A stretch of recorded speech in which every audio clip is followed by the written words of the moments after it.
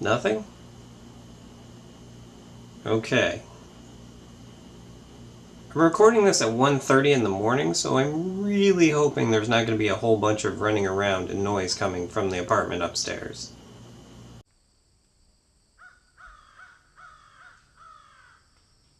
Hey guys, Sean here. So this week I wanted to talk to you about a little town called Las Vegas, Nevada. First time I ever went to Las Vegas, I was still living in Colorado, and it was for a wedding. It was a family-ish affair, and I went with my mom, so it was nothing crazy. I was over 21 at the time, but as you'll see later in the video, there's a reason why that doesn't really matter for me. The next time I went, I was still living in Colorado, and I went for my best friend's 21st birthday.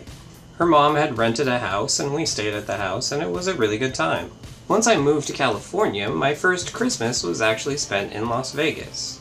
One of the perks of living in the LA area is that it takes only 4 hours to drive to Las Vegas. I know 4 hours may seem like a lot, but if you factor in security lines and boarding a plane and taxiing to the runway and taking off and landing and getting baggage if you have, I don't know why you would actually have baggage, but you know, finding a taxi from the airport to your hotel and just all that, not having a car while you're there, it adds up really quickly, and they're basically the same time. So that Christmas I was just talking about, we flew out to Vegas, everything was fine, we had a great time in Vegas, and then it was time to fly back.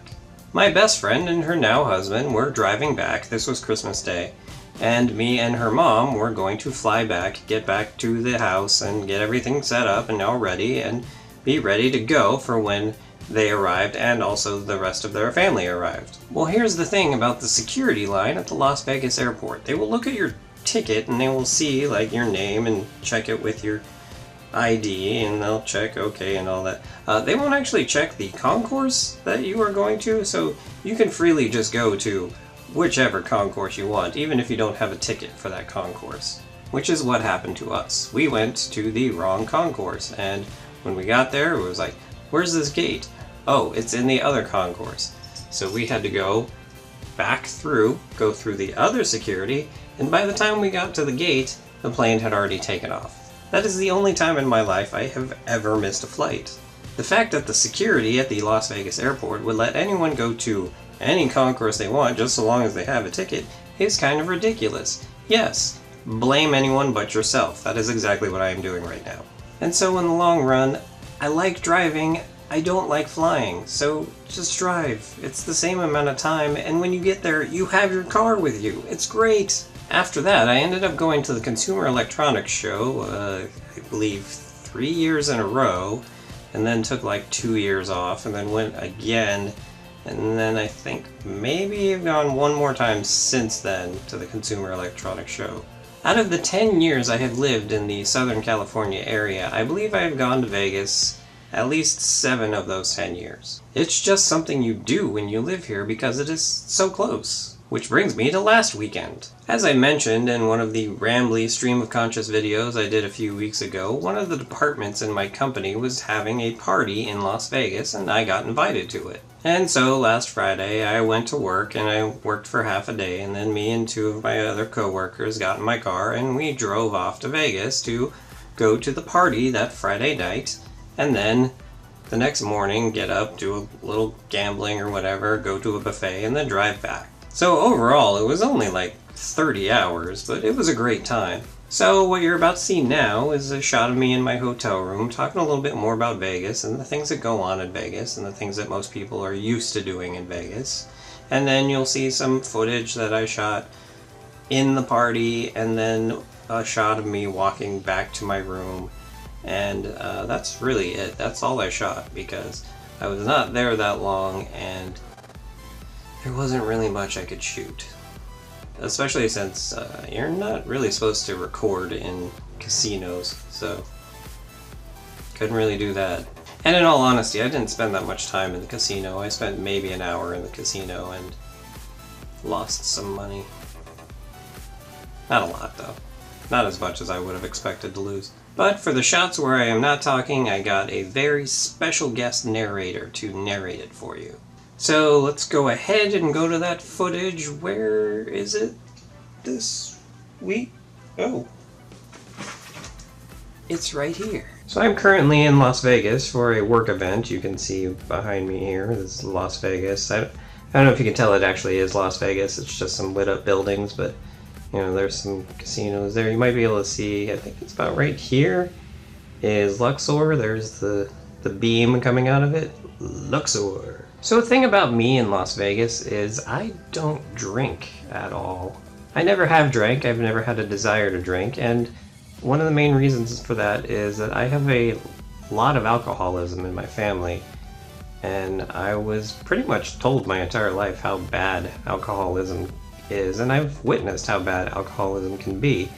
Also, as it is, I am pretty prone to addiction. There's no getting around it. I spend a lot of money I shouldn't spend. I am almost definitely addicted to sugar, and I know that I was addicted to caffeine. I know I'm still addicted to caffeine because of the way I look at Dr. Peppers when I see them. And seriously, if there's a magic elixir that when you drink it, it loosens you up and makes you feel more comfortable and doesn't make you second guess yourself and all that, why would I ever not be under the influence of that? That's why I don't drink, because I don't think I would be able to stop. I don't trust that I would be able to stop. But anyway, I'm staying at the Hard Rock. I am going to try and get some footage. I don't know that I will be able to get footage of the party because, well, it's kind of a private corporate event, so probably shouldn't be taking video there. But, you know, wandering around, doing normal Vegas-y things. I'll see if I can get some footage of that. I'll probably do a little gambling while I'm here. I have some money set aside for it. I am kind of good with gambling. I don't go too overboard with it. It's mainly because I can't go too overboard with it because I limit the amount of cash that I have on hand at all times. So yeah, let's go see what kind of trouble we could get into, huh? Well, this is as good as it's gonna get, so I might as well get going. The whirling lights overhead proved to be more of a distraction than the rhythmic dancing of those from behind. The only place to escape this madness was out on the balcony. But eventually, as Gloria Stefan and the Miami Sound Machine has said, the rhythm will eventually get you. Stumbling back to the room at 3 a.m. and fuddling with the door proved that the only real drug that someone needs to be on when they are in Las Vegas is the one that takes over. Pure, uncut exhaustion. Wow, Johnny Depp as Hunter S. Thompson? That was amazing! Lee, bad impression. That was an amazingly bad impression. That's what I'm trying to say. Well, there you have it, Las Vegas through the eyes of a non-drinking, slightly gambling, almost straight-edge individual. All in all, the party was a lot of fun, the traveling was a lot of fun, and I always have a good time when I go to Vegas, even though I don't drink. I did set the, what would you call it, the trip tracker in my car. It ended up looking a little something like this at the end. As you can see, it shows like the average miles per gallon, total time, and just, you know, just all that fun stuff. So that's how much actual driving I ended up doing in this amount of time to go to Vegas and back. I do have two last little things that I did notice this time driving to Vegas from Southern California that, well, the second one is actually the lack of noticing it, but you'll see what I'm talking about. First off, there's two stops in between Los Angeles and Las Vegas. There's Barstow, which is just right out of, well, it's not just right out of Los Angeles, just a bit of a ways outside of Los Angeles, but it's like the last place you can get food and stuff to go before you get on a very long, like 120-mile stretch of road. And then there's Baker, which is kind of the last city before you hit Nevada in California. Baker is most known for two reasons. One, it has the Alien Fresh Jerky Shop, which is like one of the most popular beef jerky shops in, I would say, the world. I don't know if that's true, that could be hyperbole, but it's like one of the most famous because of where it's located, because it's on the way from Los Angeles to Las Vegas and vice versa. It may or may not have a Poke Gym there in Pokemon Go that I may or may not have taken over. I did take it over. The other thing that it's known for is that it has the world's tallest thermometer. I've always had a problem with this because it's not really a thermometer, it's just a digital readout of the temperature. The tower itself doesn't actually read the temperature, so it's not like the entire tower is full of mercury. That would be incredibly poisonous. But this time when driving through there, I didn't see a sign anywhere that said world's tallest thermometer, so maybe someone finally actually realized that fact. However, this was the first time that I ever saw like all of the lights on it were actually lit up. There weren't like burnt out bulbs on it, so it may have been like recently renovated or something. There seems to be a lot of stuff in Baker, California that was renovated since the last time I went there. Anyway, if you're driving from Los Angeles to Las Vegas or Las Vegas to Los Angeles, stop in Baker. You have, if you've ever done it. The other well-known landmark between Los Angeles and Las Vegas that I don't recall seeing this time was the sign for Zizek's Road. If you've ever driven between these two, you've seen this sign and you're like, that's weird. What is that? Well, here. Let me go to Wikipedia and read you this little blurb about it. Zizek's Road is a 4.5-mile long, part paved, part dirt, rural collector road in the Mojave Desert. It runs from Interstate 15 generally south to the Zizek settlement. The nearest town is Baker, California, 7 miles north on I-15. Las Vegas, Nevada is the nearest major city, about 100 miles northeast. So I guess there were like some hot springs out there or something and a small settlement, or there's really nothing out there anymore, but there's this road named Zizek's and it's really famous and it's just a weird thing. I think they even made a movie about it at one point. Let me see. Oh, yep, in 2006, Zizek's was made. I've never seen it. I don't really know if anyone has. Have any of you seen it? I'm not planning to. Oh yeah, the last thing. I totally forgot about this. On the way back from Las Vegas to Los Angeles, there is a California agricultural stop. I don't know why this exists.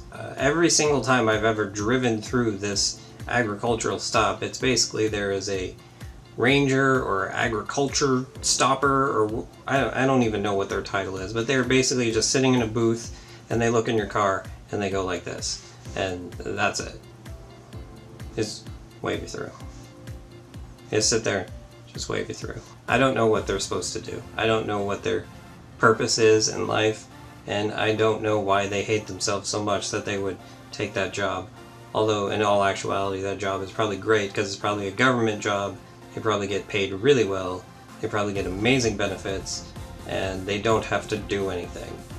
In fact, I think I'm going to look into getting that job. Well, there you have it, Las Vegas. I don't know if I'll ever do another video on Las Vegas because I think I pretty much talked about everything I personally can talk about with Las Vegas, but maybe someday if I get a better vlogging camera, I'll do some more stuff next time I'm out there, because I mean, this won't be the last time I go there. As I said, I go at least once a year, most likely. I actually do have a ticket for CES in January. I don't know if I'll actually use it or not, but we'll see. But anyway, yeah, that's it for this week. I don't really know how much all of this is total, so this could very easily be my shortest video ever. But anytime I've ever said that, and then I get to editing, it ends up being much longer than I thought it was. So, how is it? Is it longer? Is it shorter? Either way, if you're at this point, you don't care, it's almost over. How do I know it's almost over? Well, other than the indication that the ball down here is almost at the end of the track, have a good however long it is until you watch my next video.